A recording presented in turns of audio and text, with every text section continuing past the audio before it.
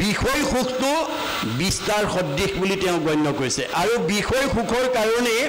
আমাৰ জীৱনটো যাতে আমি পাৰ কৰিব লগা নহয় কিয়নো বিষয়ৰ সুখৰ ক্ষেত্ৰত স্বৰ্গৰ ইন্দ্ৰৰ লগত গাহৰিৰ কোনো পাৰ্থক্য নাই বুলি কৈছে ভাগৱতে নিচা বিষয়ক লাগি নৰে ধৰে জন্ম ইন্দ্ৰ সুকৰৰো দেখা সুখ দুখ সম বিষয় সুখৰ ক্ষেত্ৰত স্বৰ্গৰ ইন্দ্ৰৰ লগত গেলা পচাত থকা গাহৰি কোনো পাৰ্থক্য নাই বুলি কৈছে কিয় অমৃতৰ পানে যেন মহেন্দ্ৰ সন্তুষ্ট হৈ বিস্তা ভুঞ্জি সুকৰৰো হৃষ্টপুষ্ট স্বৰ্গত ইন্দ্ৰই অমৃত পান কৰি যিটো হৃষ্টপুষ্ট হৈ থাকে গেলা পচা ঠাইত গাহৰিয়ে বিস্তা ভুগিও সমানেই শকতাৱধ হৈ থাকে ইন্দ্ৰৰ সন্তুষ্ট যেন ৰম্ভাৰ সম্ভোগে সুকৰৰো তেন সুখ সুকৰি সংযোগে ইন্দ্ৰই স্বৰ্গত ৰম্ভা তিলোত্তমাৰ লগত যিটো বিষয় সুখ কৰে গেলা পচা ঠাইত গাহৰিয়ে গাহৰিজনীৰ লগত একেটাই সুখ কৰে মাধৱদেৱে ঘোষাত বৰগীতত লিখিছে বিষয়ৰ সুখ সুকৰি সংগে পায় হৰিপদ সেৱা নৰতনু বিনে নাই আমাৰ মানুহৰ দেহাৰ নাপালে আমি হৰিত ভক্তি কৰিব নোৱাৰোঁ বিষয় সুখটো গাহৰি আৰু মানুহৰ লগত কোনো পাৰ্থক্য নাই সেইকাৰণে এই বিষয় সুখৰ পৰা কোন মুক্ত হৈ থাকিব কাক বিষয়ে বিপথে নিব নোৱাৰে ভাগৱতে কৈছে কাম ক্ৰোধ লোভ মোহ বিষয় আক্ৰোশে নুচুঅয় মূল ভকতক একো দুখে আমি যদি ভগৱন্তৰ ভকত হ'ব পাৰোঁ এই মানে বিষয় সুখে আমাক স্পৰ্শ কৰিব নোৱাৰে এতিয়া ভকত হ'বলৈ আমি বিশেষ যত্ন কৰিব নালাগে কলি যুগৰ মানুহ অতি সহজে ভকত হ'ব পাৰে কেনেকৈ হৰি নাম ঘোষি কলি যুগত নিশ্চয় হুইবেক লোক ভকত কলি যুগৰ মানুহৰ জন্ম পায় যাৰ মুখত ঈশ্বৰৰ হাজাৰটা নামৰ পৰা এটা নাম বিকশিত হ'ব সেইজন গুণত ভকত মনত ৰাখিব কথাটো ভকত হ'বলৈ হ'লে ভগৱন্তৰ নাম মুখেদি ওলাব লাগিব ৰাতিপুৱা শুই উঠাৰ পৰা গধূলা খোৱালৈকে ভগৱানৰ হাজাৰটা নামৰ পৰা এটা নাম যাতে আমি ক'ব পাৰোঁ গাব পাৰোঁ শুনিব পাৰোঁ মহাপুৰুষ মাধৱদেৱে বিশ্বৰ জীৱশ্ৰেষ্ঠ মানুহ তৰণৰ কাৰণে এখন মহান গ্ৰন্থ লিখি থৈ গৈছে যাক নাম ঘোষা বুলি কোৱা হয় য'ত 1000 এফাকি ঘোষা আছে যাৰ কাৰণে তাক হাজাৰী ঘোষা বুলি কোৱা হয় 1000 এফাকি ঘোষাৰ পৰা যদি আমাৰ এটা এফাকি ঘোষাও মুখস্থ থাকে তেতিয়াহ'লে সেইজন ভকত সেইজনে ভকত গতিকে তেওঁ ডেকালৈয়ে হওক গাভৰু ছোৱালীয়ে হওক বাল্যই হওক বৃদ্ধই হওক বোৱাৰীয়ে হওক জীয়াৰীয়ে হওক যাৰ মুখত ঈশ্বৰৰ এটা নাম ওলাব তেওঁ ভকত আৰু যাৰ মুখত এটাও ঈশ্বৰৰ নাম নোলায় সেইজন অভকত গতিকে অভকত তৰিব নোৱাৰে ভকতে তৰিব পাৰিব এই কথা কপিল অৱতাৰত মাকক কপিলে কৈছে কপিল বদতি মাৱ শুনা দেৱহুতি অভকতে কদাচিতো নপাৱে মুকুতি ঈশ্বৰৰ নাম মুখত নহা মানুহ যিমান বিদ্যাৱন্ত ধনৱন্ত শ্ৰীমন্ত সম্পদশালী নহওক কিংবা সেইটো জীৱ কেতিয়াও উদ্ধাৰ হ'ব নোৱাৰে মনত ৰাখিব কথাটো অৰ্থাৎ আমাৰ পাৰ্থিৱ ধন টকা পইচা বিদ্যা শিক্ষা ঐশ্বৰ্যই আমাৰ জীৱক উদ্ধাৰ কৰিব নোৱাৰে আমাক কোনে কৰিব কেৱল ভকতিয়ে সেইকাৰণে আনবিলাকক মিছা বুলি কৈছে আন যত হবে মিছা ভক্তিৰ অভাৱে গতিকে ভক্তি বিনা জীৱ উদ্ধাৰ হ'ব নোৱাৰে গতিকে এতিয়া কাম ক্ৰোধ লোভ মোহ বিষয় আহুকে মোৰ ভকতক স্পৰ্শ কৰিব নোৱাৰে বুলি কৈছে কাম ক্ৰোধ লোভ মোহ বিষয় আক্ৰোশে নুচুঅয় মূল ভকতক একো দুখে হয়নে সেইকাৰণে ভকতৰ সংগ সখী লৈবা প্ৰথমত শ্ৰৱণ কীৰ্তন মোৰ কৰিবা সতত আজিৰ দৰে ভকতৰ সংগ সততে ল'বলৈ কৈছে আৰু ভগৱন্তৰ গুণ নাম শ্ৰৱণ কীৰ্তন কৰিব লাগিছে ভকতেহে মূৰ হৃদি জানিবা নিশ্চয় ভকত জনৰ জানা আমি সি হৃদয় মুঠ পৰে ভকতে নিশ্চিন্তে কিছু আন ভকতত পৰে মই নিশ্চিন্ত হোৱা ভকত ভগৱন্ত অভিন্ন আপুনি ৰাতিপুৱা শুই উঠাৰ পৰা গধূলা খোৱালৈকে আচলতে আমি বন্ধু বান্ধৱ আলহী অতিথি লগ পালে আমি ঈশ্বৰৰ কথা পাতিব লাগে। আপুনি ভুলক্ৰমে ঈশ্বৰৰ কথা নাপাতি সদানন্দ প্ৰাথমিকৰ এজন ভকতৰ কথা যদি পাতে তেতিয়াও আপোনাৰ পাপ নাশ হ'ব। বুজানে? বিষ্ণু বৈষ্ণৱৰ কিঞ্চিত একো নাহি ভেদ, দুয়োৰো কথা শ্ৰৱণে পাতকৰ স্কন্ধ কৰে চেত। মনত ৰাখিব কথাটো। ভগৱন্তৰ কথা নকৈ যদি এজন নীতি নিয়মত থকা ভাল ভকতৰ কথা যদি আপোনালোকে পাতে তেতিয়াও আপোনালোকৰ পাপ নাশ হ'ব। ভকতৰ ইমান মহিমা। সেইকাৰণে আমাৰ ঋষভৰ 100টা পুত্ৰৰ প্ৰথম পুত্ৰই বিষয় সুখক বিস্তা জ্ঞান কৰি তেওঁ কি কৰিলে? তৰুণ কালতে মাধৱক মনে ধৰি তপোবনে একমনে আৰাধিলা হৰি। বনলৈ গৈ একান্ত মনে ভগৱন্তক আৰাধনা কৰিবলৈ ধৰিলে। এইখিনিকে কৈছে দে। কোনে কৈছে? নাৰদে বসুদেৱক কৈছে। বসুদেৱে ভাগৱত ধৰ্ম কথা ক'বলৈ যাওঁতে এই কাহিনীটো কৈ আছে যে তোমাক আজি মই নিমিনৱ সিদ্ধ নামৰ এটা উপাখ্যান ক'ম য'ত ভাগৱত ধৰ্মটো সোমাই আছে। এতিয়া এইখিনিকে আমাক কৈছে। ইয়াৰ পিছত কি ক'ব আমি শুনিম। ঋষভৰ 100টা ল'ৰাৰ প্ৰথম ভৰতে ভগৱন্তক আৰাধনা কৰি ডেকা কালতে আৰাধনা কৰি 3 জন্মত গতি পাইছে বুলি কৈছে।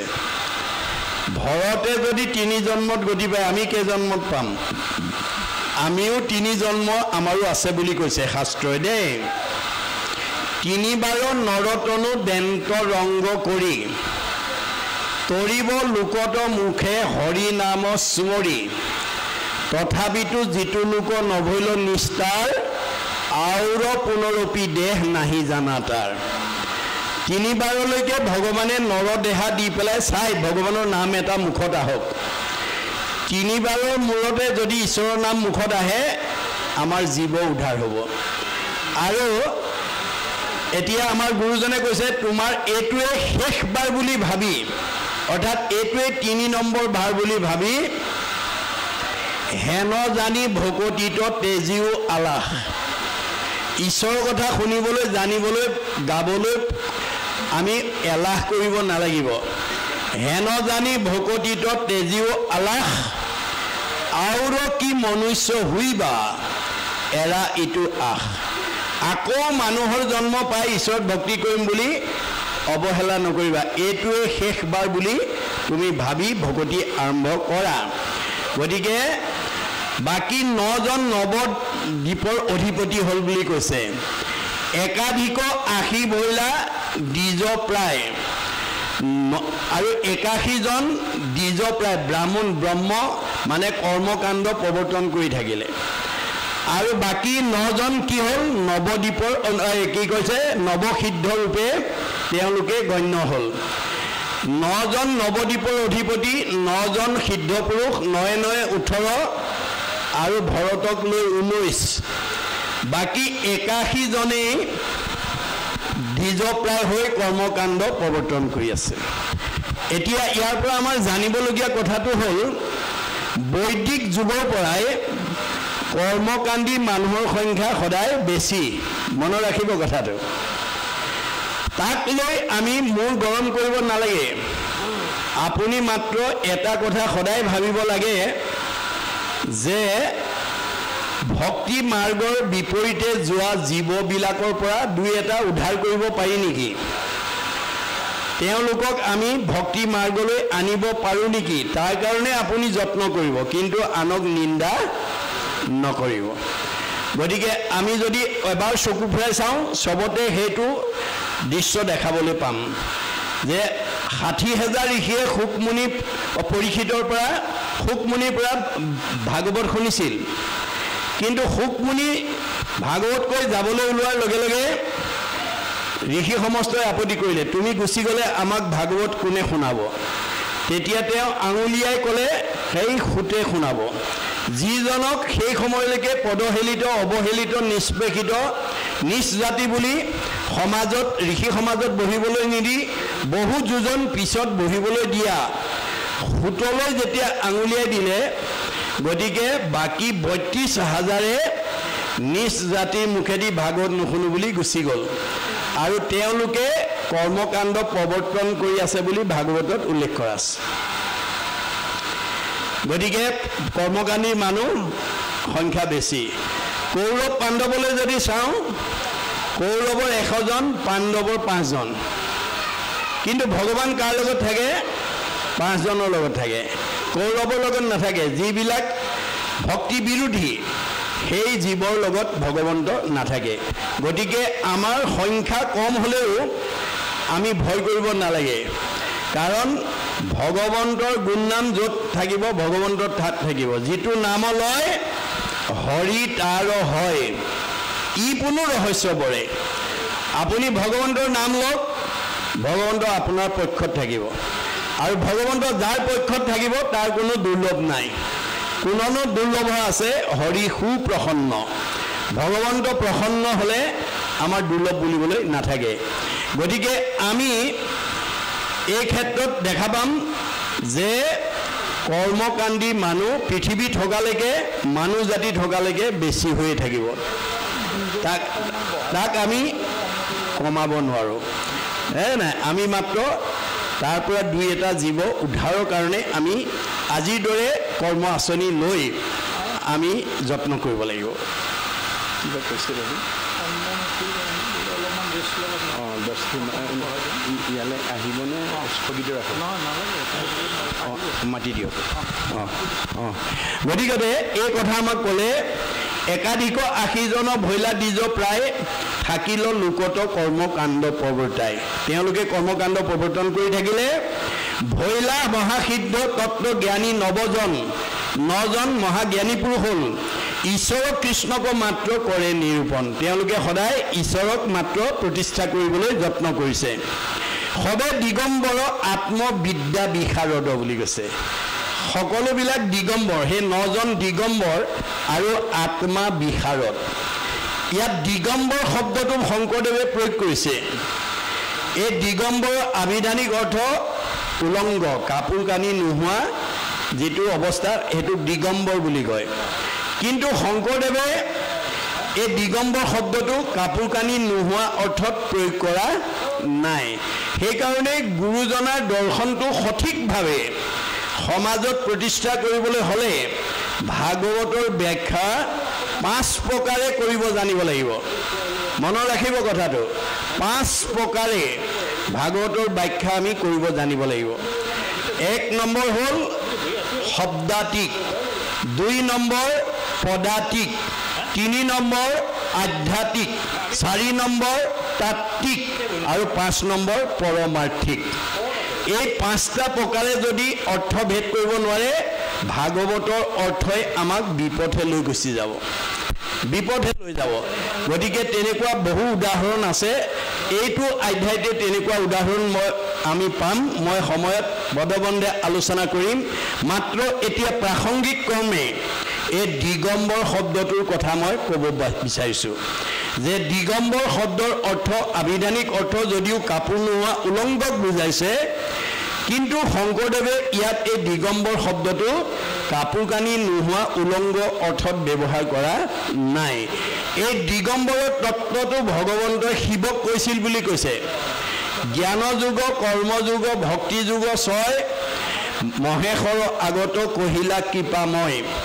বুজিয়া ভক্তিৰ তত্ত্ব দেৱ মহেশ্বৰ হৰিক হৃদয়ে ধৰি ভৈলা দিগম্বৰ এতেকতে হৰিৰ ভকত যিটো হয় মন তাৰ দিগম্বৰ হৈবেক নিশ্চয় মনৰ মায়া শূন্য অৱস্থাটোক ইয়াত প্ৰয়োগ কৰিছে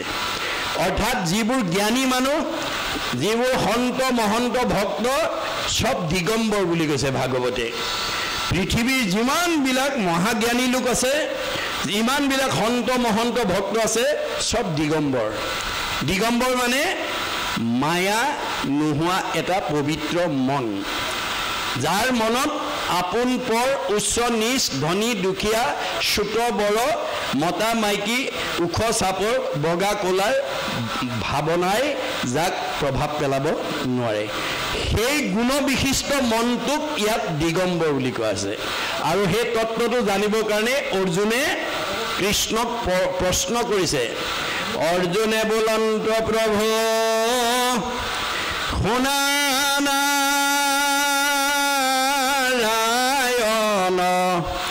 অকাক বুলি দিগম্বৰ কেনুৱা লক্ষণ কৃপা কৰি কোৱাচোন দিগম্বৰ কাক কয় দিগম্বৰৰ লক্ষণ কি ঈশ্বৰে কহন্ত সখী শুনা ধনঞ্জয় যাক বুলি দিগম্বৰ লোৱা পৰিচয় দিগম্বৰ কাক বুলি কয় পৰিচয় লোৱা চাৰিও দিশক মানিবে কয় অলংকাৰ কুণ্ডল মুকুটামণি মুকুটাৰ হাৰ সৈন্যক মানিব পুষ্প সুগন্ধি চন্দন মহাদিগম্বৰ তত্ত্ব কহিলো লক্ষণ পৰম ব্ৰহ্ম নাম ৰূপ কৰিব স্মৰণ এই দিগম্বৰ তত্ত্ব কহিলো লক্ষণ যে যি মুক্ত মনে ঈশ্বৰৰ নাম ল'ব পাৰে যি সকলোতে শূন্যটো সুগন্ধি পুষ্পৰ অনুভৱ কৰিব পাৰে গতিকে এই গুণবিশিষ্ট ব্যক্তিজন দিগম্বৰ মনত ৰাখিবা দেই দিগম্বৰ গুণবিশিষ্ট ডেকা ল'ৰাই হওক গাভৰু ছোৱালীয়ে হওক বোৱাৰীয়ে হওক শাহুৱে হওক মতা মানুহে হওক মাইকী মানুহে হওক দিগম্বৰ গুণবিশিষ্ট মানুহে ঈশ্বৰৰ কথা ক'বলৈ লজ্জাবোধ নকৰে শংকা নকৰে ইতস্তক নকৰে মানে এলাহ নকৰে মনত ৰাখিব দেই আমাৰ এতিয়া সমাজত বহুত মানুহে মুক্ত মনে কৃষ্ণ বুলি ক'বলৈও লাজ কৰে কোনোবাই শুনিছে নেকি ইফালে সিফালে চাই আজিৰ তাৰিখতো মুক্ত মনে কৃষ্ণ বুলি ক'বলৈ লাজ কৰা মানুহৰ সংখ্যা বেছি লাজ মানে মায়া মায়া মানে অজ্ঞান অজ্ঞান মানে আন্ধাৰ আন্ধাৰ মানে দুখ দুৰ্গতি অৰ্থাৎ মানুহৰ জন্ম পাই আজি তাৰিখলৈকে যি কৃষ্ণৰ গুণনাম ল'বলৈ লাজ ইতস্তত অৱহেলা কৰিব সেইজনে দুখ দুৰ্গতি ফালে গতি কৰিব গতিকে দিগম্বৰ গুণবিশিষ্টসকল মানে মায়া শূন্য মন এই কথাটো কৈছে দেই মায়া নাইকিয়া এটা পবিত্ৰ মনক দিগম্বৰ বুলি ইয়াত আনিছে পৰৱৰ্তী পদ আমাৰ বাভগলৰ আপোনালোকে শ্ৰৱণ কৰক আমি অকণমান বিৰতি লৈছোঁ আহক ইফালে যাব দেই এইটো শেষ হৈছে এইটো ছেট শেষ হৈছে এইফালৰ পৰা পঢ়িব